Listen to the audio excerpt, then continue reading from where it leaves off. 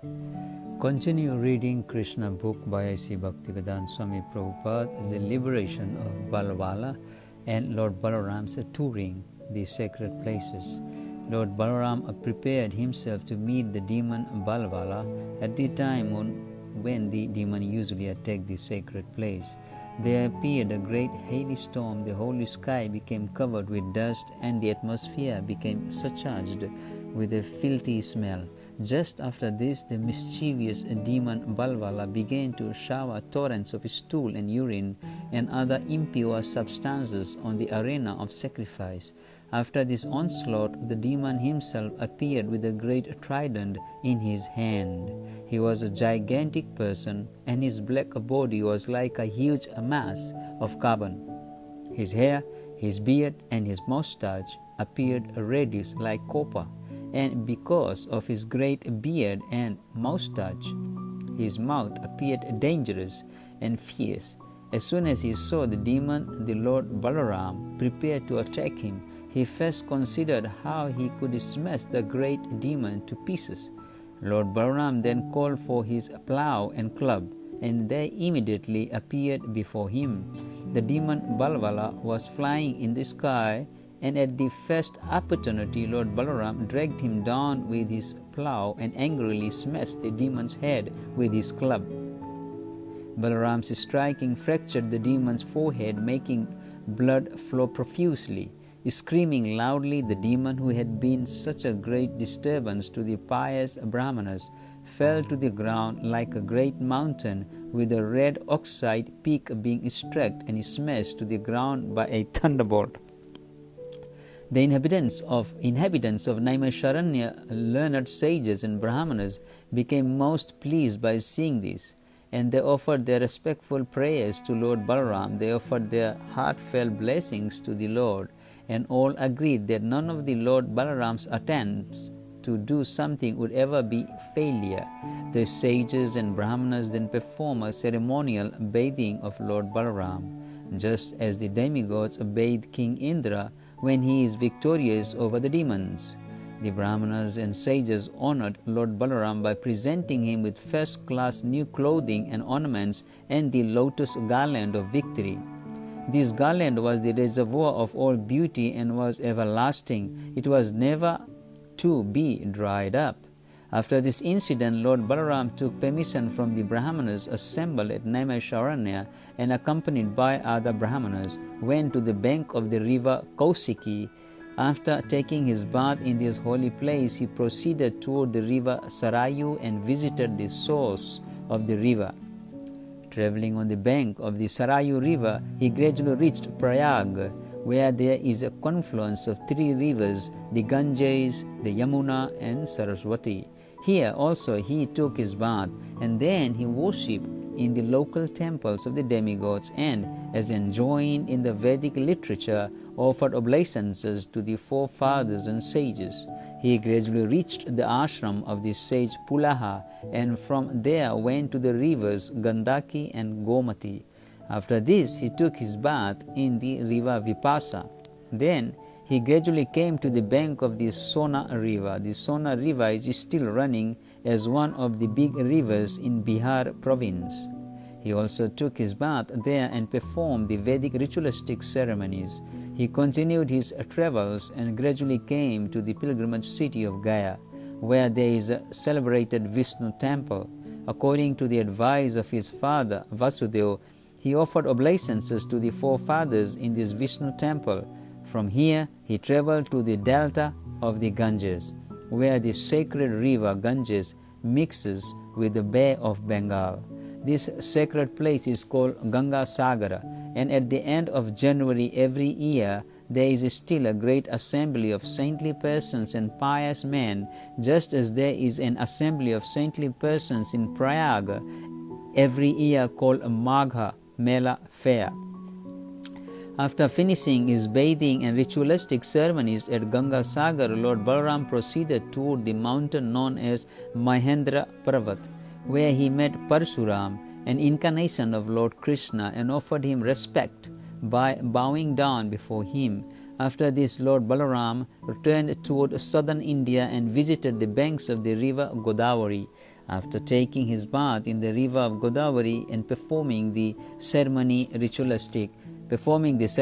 necessary ritualistic ceremonies, he gradually visited the other rivers, the Vina, Pampa, and Bhimarathi. On the bank of the river Bhimarathi is the deity called Swami Kartikeya, and after visiting Kartikeya, Lord Balaram gradually proceeded to Sailapura, a pilgrimage city in the province of Maharashtra. Sailapura is one of the biggest districts in Maharashtra province. He then gradually proceeded toward Dravida Desh. Southern India is divided into 5 parts called Pancha Dravida. North India is also divided into 5 parts called Pancha Gauda. All the important acharyas of the modern age, namely Shankaracharya, Ramanujacharya, Madhavacharya, Vishnu Swami and Nimbarka, adventured themselves in the Dravida provinces. Lord Chaitanya, however, appeared in Bengal, which is part of the 5 Gauda Deshas. The most important place of pilgrimage in southern India or Dravida is Venkatachala, commonly known as Balaji. After visiting this place, Lord Balaram proceeded toward Vishnu Kanchi, and from there he proceeded along the bank of the Kaveri. While going to Vishnu Kanchi, he visited Siva Kanchi.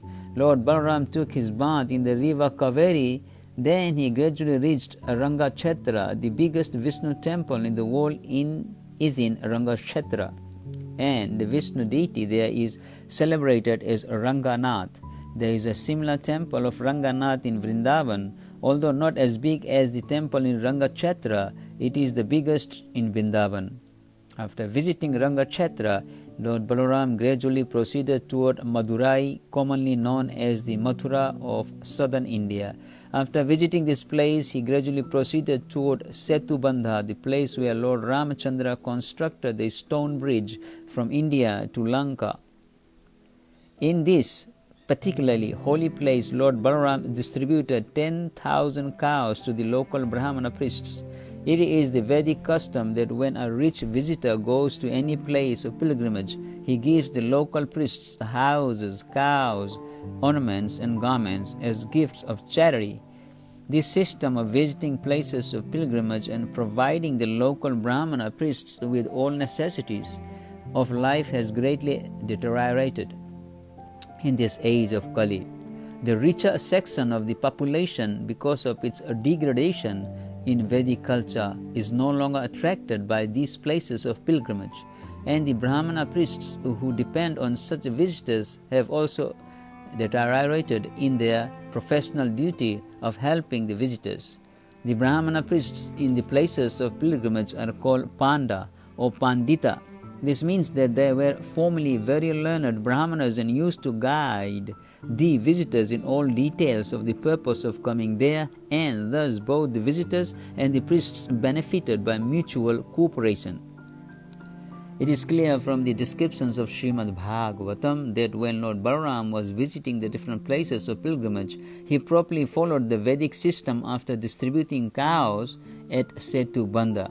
Lord Balaram proceeded toward the Kirtamala and Tamraparni rivers. These 2 rivers are celebrated as sacred, and Lord Balaram bathed in them both. He then proceeded toward Malaya hill. This hill is very great, and it is said to be one of the 7 peaks called the Malaya hills. The great sage Agastya Muni used to live there, and Lord Balaram visited him and offered his respects by bowing down before him. After taking the sage's blessings, Lord Balaram, with the sage's permission, proceeded toward the Indian Ocean. At the point of the cape known as today as Cape Comorin is a big temple of goddess Durga, who is known there as Kanyakumari. This temple of Kanyakumari was also visited by Lord Ramachandra, and therefore it is to be understood that the temple has been existing for millions of years. From there, Lord Balaram went on to visit the pilgrimage city known as Falguna which is one on the shore of the Indian Ocean or the Southern Ocean. Falguna Tirtha is celebrated because Lord Vishnu in his incarnation as Ananta is lying there. From Falguna Tirtha, Lord Balaram went on to visit another pilgrimage spot known as Pancha Prasada. There also he bathed according to the regulative principles and observed the ritualistic ceremonies. This site is also celebrated as a shrine of Lord Vishnu. Therefore, Lord Balaram distributed 10,000 cows to the local Brahmana priests. From Cape Comorin, Lord Balaram turned toward Kerala. The country of Kerala is still existing in southern India under the name of South Kerala. After visiting the place, he came to Gokarna Tirtha, where Lord Shiva is constantly worshipped. Balaram then visited the temple of Arya Devi, which is completely surrounded by water. From that island, he went on to a place known as Suparakha. After this, he bathed in the rivers known as Tapi, Payosni, and Nirvindhya, and then he came to the forest known as Dandakaranya. This is the same Dandakaranya forest where Lord Ramchandra lived while in exile. Lord Balaram next came to the bank of the river Narmada, the biggest river in central India. On the bank of this sacred Narmada is a pilgrimage spot known as Mahismati Puri. After bathing there according to regulated principles, Lord Balaram returned to Prabhas Kshetra, Prabhas Tirtha, where he had begun his journey. When Lord Balaram returned to Prabhas Tirtha, he heard from the Brahmanas that most of the Kshatriyas in the battle of Kurukshetra had been killed. Balaram felt relief to hear that the burden of the earth world had been reduced. Lord Krishna and Balaram appeared on this earth to lessen the burden of military strength created by the ambitious Kshatriya kings. This is the way of materialistic life, not being satisfied by the absolute necessities of life.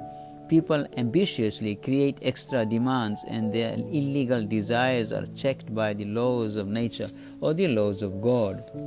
Appearing as famine, war, pestilence, and similar catastrophes, Lord Balaram heard that although most of the Kshatriyas had been killed, the Kurus were still engaged in fighting. Therefore, he returned to the battlefield just on the day Bhimsena and Duryodhana were engaged in a personal duel. As the well-wisher of both of them, Lord Balaram wanted to stop them, but they would not stop. When Lord Balaram appeared on the scene, King Yudhishthira Maharaj and his younger brothers, Nakula and Sahadeva, as well as Lord Krishna and Arjuna, immediately offered him their respectful obeisances, but they did not speak at all. The reason they were silent was that Lord Balaram was somewhat affectionate toward Duryodhana, who had learned from Balaramji the art of fighting with a club.